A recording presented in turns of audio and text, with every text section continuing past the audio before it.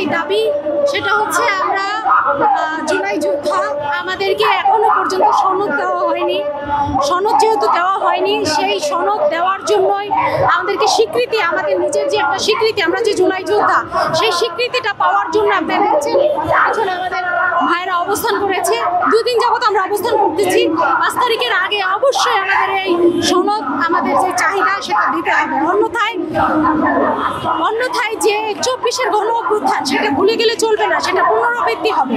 শাহবাগটা সারা জীবনই আপনি দেখবেন, আপনি যদি আজ সাংবাদিক হয়ে থাকেন, শাহবাগ এবং প্রেস ক্লাব চত্বরে আমার মনে হয় না কোনো দিন বাদ যায় যেখানে কোনো রকম কোনো স্ট্রাকচার এরকম না হয়, কোনো আন্দোলন না হয়। আর আপনি দেখবেন আমরা যারা জুলাই যোদ্ধা আছি, আমরা যেই জায়গাটাতে অবস্থান করতেছি, আমরা এই পাশগুলো কিন্তু ফাঁকা, গাড়ি কিন্তু নির্বিঘ্নে চলাচল করতেছে। আপনি যেটা বলতেছেন যে রাস্তাগুলো ব্রেকেট দিয়ে জনগণের ভোগান্তি করতেছি, এখানে আরো 2টা কর্মসূচি হচ্ছে, হয়তোবা তারা, আমি জানি না কারা করেছে, তবে আমরা আমাদের যে স্থান, এখান থেকে আমরা জনগণের কোনো ভোগান্তি করছি না।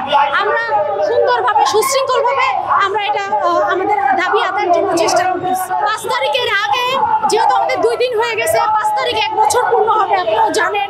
এর আগে আমাদের এই জুলাই ঘোষণা পত্র দিয়ে দিতে হবে। যদি প্রশ্ন এখানে আসবেই না, তারপরে যদি চলে আসে, তাহলে আমি বলবো 24-এর গণ অভ্যুত্থান ভুলে যাবেন না, পুনরাবৃত্তি হতেও পারে।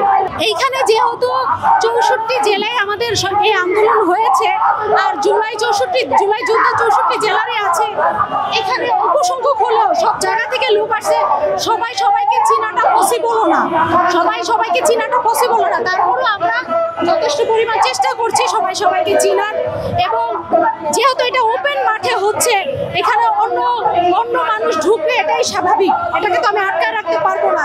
এটা কোনো সেমিনারে হচ্ছে না, এটা ওপেন একটা প্লেসে হচ্ছে। এখন অন্য কেউ যদি এর মধ্যে ঢুকে যায়, চিহ্নিত করাটা তো আমার পক্ষে সো টাফ, এটা তো আপনার বুঝতে হবে।